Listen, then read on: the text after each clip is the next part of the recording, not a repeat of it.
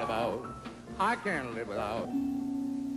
Just as it reads in the book, the cozy Gryffindor common room had a spiral staircase leading to the tower that housed the boys' dormitory. Finally, I was off to see the wizard. Very exciting. Ah, this is your dorm room, right? Yep. And you must be Harry.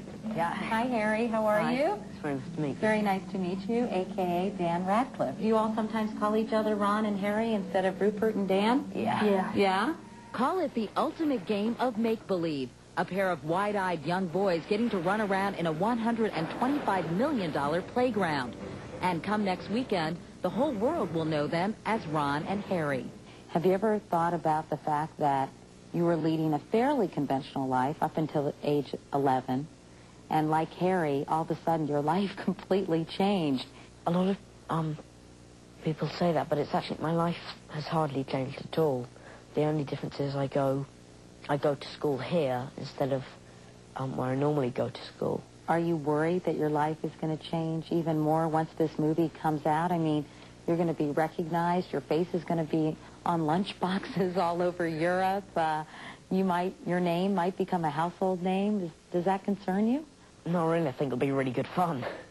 Yeah, not at all, in fact. Just enjoy it. The search for the boy who would be Harry Potter began almost 2 years ago as director Chris Columbus scoured the Muggle universe for a complete unknown to play the wondrous wizard. I said, we have to find a new face. They have to believe it's Harry Potter. And you have to step here to say checkmate.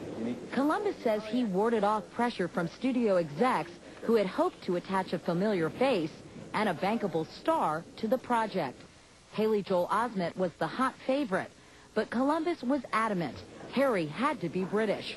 Finally, after a casting call of thousands failed to turn anyone into Harry Potter, the casting director was ready to turn in her wand. And finally, she was frustrated. She said, I don't know what you want. I don't know what you want. I said, you know what I want? In the cassette, I said, this is what I want. Here he is. The tape Columbus had seen was a BBC adaptation of Charles Dickens' classic, David Copperfield. Copperfield? Featuring Daniel Radcliffe. This is the kid I want. She goes, well, you're never going to get him. That was because Radcliffe's parents, one a talent agent and the other a casting director, were reluctant to allow their son to accept a role they knew would instantly make him one of the most famous little boys in the world. To Columbus, it was both frustrating and refreshing. One thing I learned after dealing with child actors was cast the parents as well. And I realized when I met Dan's parents that they were so focused on being great parents. And I knew that Dan would come through this okay. Finally, just 2 months before shooting was to begin, the Radcliffes agreed and negotiated. While Daniel's reportedly making close to $300,000 for the first movie, it's been speculated he'll rake in close to $15 million if the sequels are successful. Mr. Harry Potter wishes to make a withdrawal.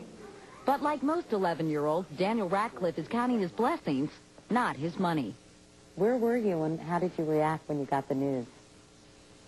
I was in the bath, and my mum was just sitting there talking to me.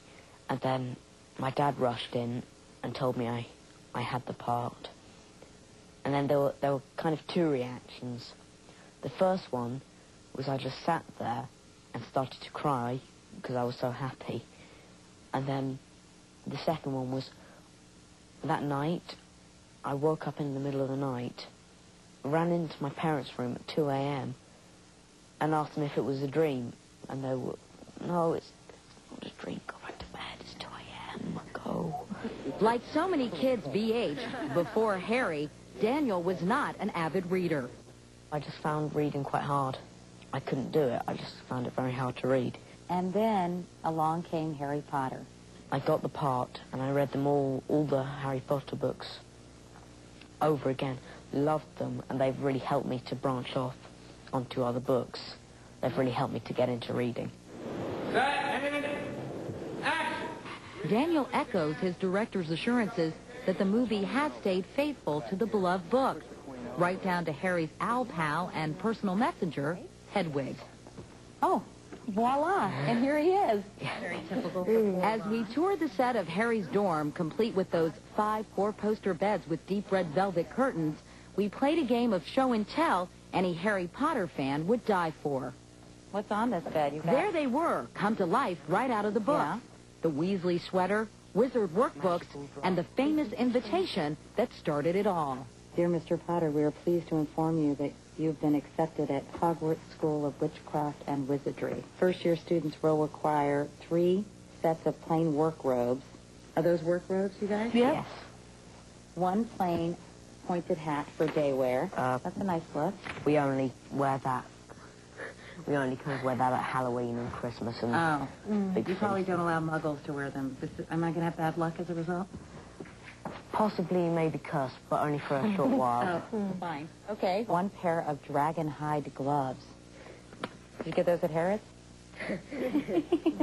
Then, of course, the one thing that promises to make Harry Potter a rising star. Literally. Tell me about this. This is your most prized possession. Can I touch it? Yeah. I already have. Yeah. What is this? This is the Nimbus 2000, which is the fastest broom you can buy and makes all of Harry's friends and people who aren't so friendly to him very, very jealous. Both on screen and on the set, Emma Watson, Rupert Grint, and Daniel Radcliffe are like the 3 musketeers. Having met through surreal circumstances, they've become fast friends. Rupert and I printed out loads of these, stuff like pull my hair, kick me, I'm sick. We cut out about, 10 of them, stuck them all over Dan's back without him noticing. And he walked around for, 10 minutes without noticing. And everybody would kick me. Everyone was laughing at him. He said, what's so funny? We're all going, nothing. And perhaps no one knows better than Chris Columbus how important it was to just let them be kids.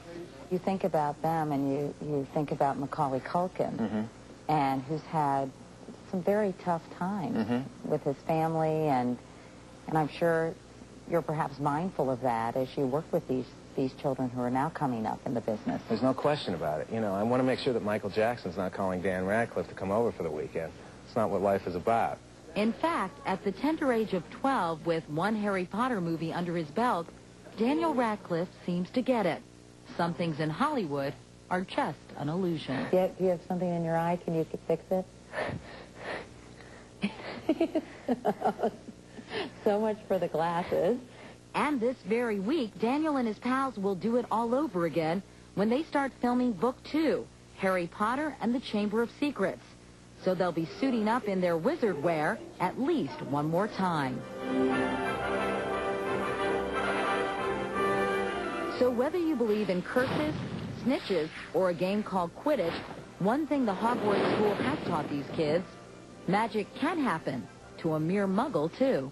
What is the best part about being Harry Potter? The whole experience. I think I've probably met a new person every day I've been here. And I love meeting new people, and they're always interesting people, so I want to just get to know them better and getting to know the people around you. What's the worst part? There isn't one.